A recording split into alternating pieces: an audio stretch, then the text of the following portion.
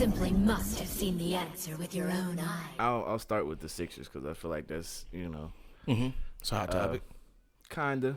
You know, I don't like the media around it. how Because so? only people in Philadelphia are telling the story of like Ben Simmons being the bad guy. Everybody else is like, oh, boo-hoo for Ben. You guys got to treat him better. He needs to be treated better. And I'm like, I don't know if you're familiar with his track record, but I think they treated them pretty well. They don't see how Ben was, for the first couple years, coddled, kind of. Because it was always like, no, but he's a great passer. He's great this, he's great this. And then it would be like the offseason videos. Oh, and see, look, he's shooting. See, look, he's doing this. The next season, same improved Ben. Ben is not a bad basketball player. Let's also throw that out there. He's not. Ben is a great basketball player who he just can't put the ball in the hoop. That's part of it. but so there's that aspect. But to be like bombing Philly like we're these awful people and like we treat him so wrong, like nah, he was like shown love for a long time, and like people are acting this way because it's built up like, yo, I done rode for you to like be this guy, the next LeBron, and I hate when people do the next anybody. Just Ben Simmons, the great basketball player that you are and can be even more of, but it's like you just won't do it. And then it's like there was a new report that came out today that Daryl Morley was like, yo, are you ready to play? What you thinking? And Ben was like, nah, I'm still not mentally ready to play. And apparently they've been offering help, like I guess psychological or help to him, and he's like declining it. So it's going to get to a point where it's like you can't tell somebody, no, you are mentally healthy, you can do this. And so it's going to be something that Ben, if he chooses to, I don't know, Ben, I can't speak on any man's character, but if he chooses to milk this, he can. Like I feel like he's going to keep thinking of ways to finesse this until he gets what he wants. But I think he's hurting himself because I think he thinks his trade value is based off his potential, and he has the potential to be like an all-time great. But how we seen you play in the playoffs, that's what they see. That's your last tape. So you might want to play some games, bro, and show people that you that boy. So here's the problem. I think it's too late for that. The think damage so? is already done. You can't. For Philly or overall? You think just the whole across the board. Okay. He can't play here. Oh, I agree with that. He's got to go. And I think the problem is the Sixers keep dragging their feet because they think there's more out there. Then there's nothing else out there that you're going to get for him. Like the Pacers were offering you Malcolm Brogdon and I think a couple firsts before the draft. Yeah. They didn't want to take it. And I'm like, Malcolm Brogdon is really solid.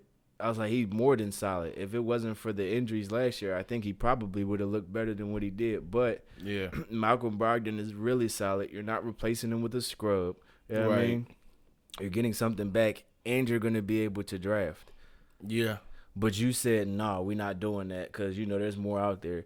And I know the rumor was that they were trying to get Dame. I don't know how true that is or not. But I do think that was true. You're not going to get the superstar player for Ben because people know that he can't fill that void. Well, for me, think about it. If you trade him for Damian Lillard, right, you know that Damian Lillard is going to be big time for the Sixers. Ben Simmons probably won't be as big time for the team because he doesn't shoot the basketball, and it's not like he I don't want to say shooting the basketball like taking threes because a lot of times I think that's what people mean. Yeah, no, he doesn't. He doesn't attempt shots. Yeah, he every year his attempts have gone down. Yeah, he won't even like look at the hoop, and then the fact that on his side to not take accountability for that hurts you too because people were saying we see the stat sheet, we've watched the game, we played against you. How you gonna blame him because you didn't want to shoot? Because you didn't want to shoot. Do you see how people stick you? That's what I'm saying. They would be like, we played you from the foul line. You was at the 3, and you just still was like, nah, I gotta. He tried to blame it on the offense was run through the big. I'm like, it's not like you're coming down the court and immediately throwing it to Embiid. You're coming down the court and making a decision who you're gonna pass it to. Yeah. You choose not to shoot. You know what I mean? Yeah. Because you getting the look, you just don't want to take it. So I was like, when he said deflection. nobody did nothing for him, that's when it became a problem. Because now you're constantly, like every season, it's a new thing, and you keep deflecting it with something else. Like, you know what I mean? And it doesn't help. Because they were saying, oh, you're not shooting. Oh, but I play great defense. I'm an all-star. I do this. I should be defensive player of the year. This isn't the 90s, bro. It doesn't matter.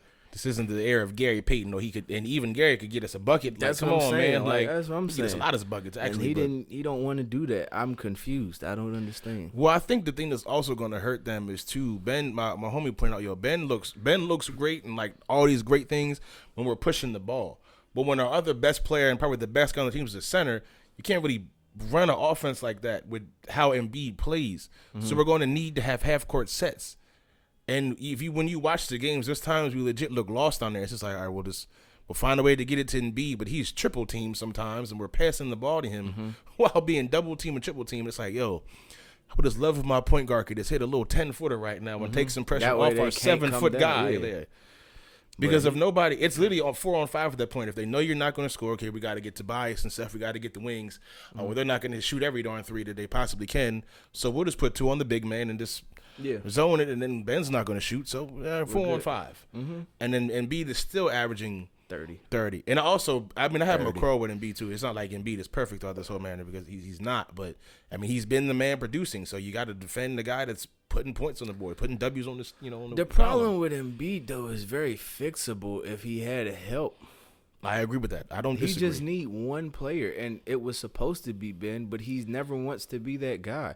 And I get that, sometimes people got an ego. I'm not the second guy to nobody. I want to be the first. But you're not even making attempts to be the first guy. Yeah, you're not doing what it takes to be that guy. Exactly. Like, it's hard for me to say, oh, yeah, we're going to, we can shy away from Embiid because we got this guy. And you're not doing it. You know what I mean? He's at least doing it. He was 30-12 when he played last year. You know what I mean? Yeah. You was what?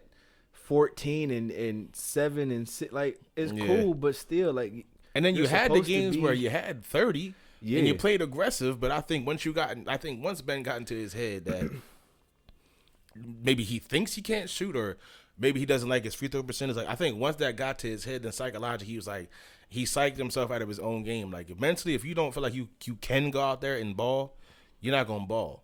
Yeah. Like, if you don't feel like in your heart and in your mind that you can go do this, then you will stop yourself from doing it. Even if you could do that and more, you will psych yourself out of doing it. I feel you. Nah, it definitely is a confidence thing. You do have to have the confidence to go out there and do it. You know what I mean? Yeah. But fast forward in a little bit. You want to talk about Henry Ruggs? We could do that. I said something fucked up one time when I was at work. Because, Devontae Smith and him got that little, pregame dance that they did. Where they was mad cool. The crazy vert. Honestly, when that first happened, that was the first person I thought. I was like, dang, how does he... I said, how do you feel? How as your bro, because they were close, how do you feel about that? I said something at work. I was like, that's the first time in the NFL and the last time that we'll ever see that. I was like, damn, that's crazy. Well, I mean, it is.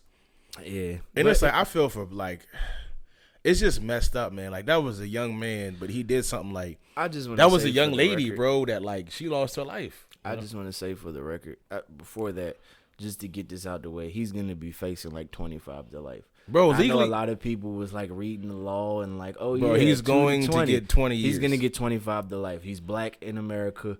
They're not going to pull no punches. They're going to throw everything they can at him. Bro, he's getting charged with 2. I think he's DUI with, I don't know the correct terminology of this, but DUI along with a fatality. So a DUI leading to death, and he's getting also charged with reckless driving. Yeah. Which is a 2 to 6 year offense apparently in Las Vegas. Yeah. So he's getting charged with both of those. Yeah. So and they're definitely going to throw the max at him, and it's just I seen that, bro, and I was my heart sank, bro, and I'm Somebody not trying to said it to me, and I was like, ain't no way. I was like, bro, nah, bro. Mm-hmm. But he was and I'm not even a Raiders fan, but to have everything go up in smoke bro, that fast, bro, they just. And I think this was their bye week. That's why he was able to do his having thing. A good time. Yeah, it was there was the bye week. But that's always the problem, though. That's why I remember a while ago everybody was saying Vegas, and then I was like, they'll never win anything. There's too much. I was like, that's a bad place to put a young or shoot. Even the older NFL players, older in the NFL was 30 something, which is in the spec of life, a very young man. Yeah.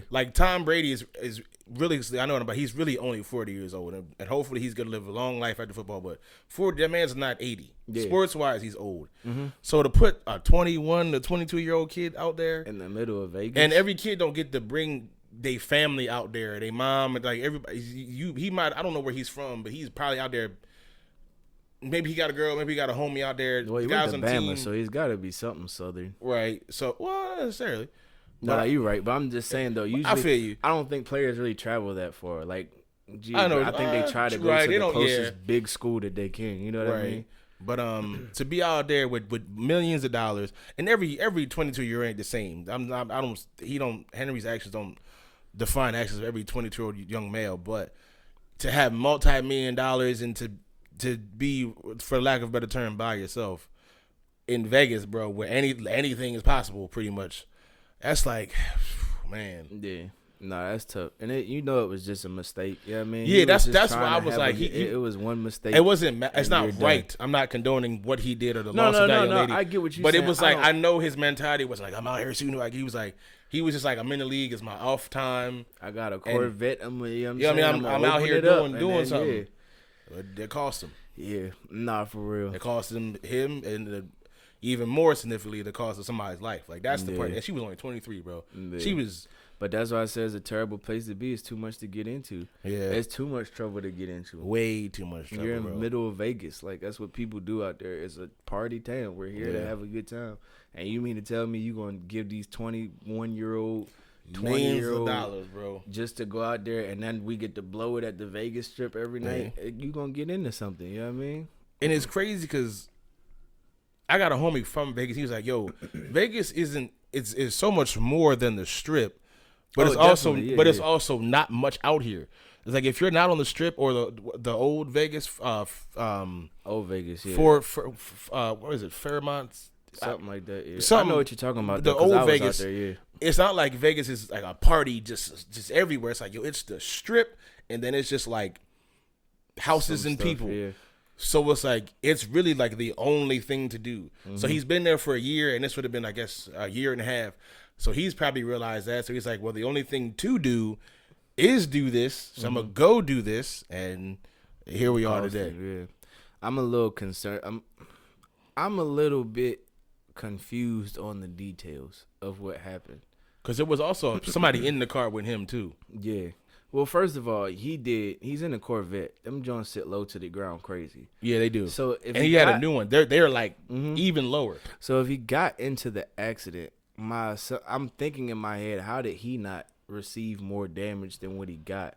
But you know, whoever was in the car with him. You know what I noticed? But then on top of that, they said that his airbags deployed when he was at 120, but they said the car was at 150.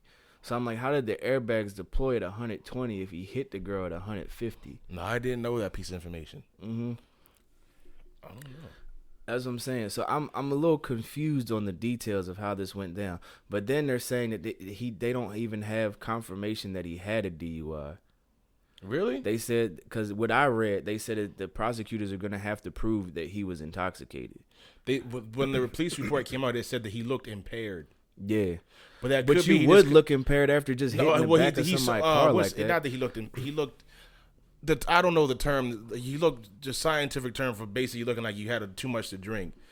But like that also could be like him concussion. The accident could have did that. So there's a whole lot that does have to play out. I'm not trying to prove this man's innocence. I'm not trying to. No. I'm just saying I don't know the details. That's the point. I didn't know that. I did not know that till you just said that. That they're gonna have to prove that he was, he had a DUI. So, but that's why I'm confused. Either way, it's not a good look for him at all to be going 120 or 150. That's what I said, bro. I don't even know why. This is Vegas, bro. Like this isn't like people were out there. This isn't like some town. Like we live out in the tri-state area. Like there's some places at a certain time. I think it's at 3-4 in the morning, bro. You can speed. And there's nobody out there. Probably cops. Yeah. Bro, you're on a Vegas highway, bro. Yeah. There's always somebody out there. A lot of people. Like 156, bro.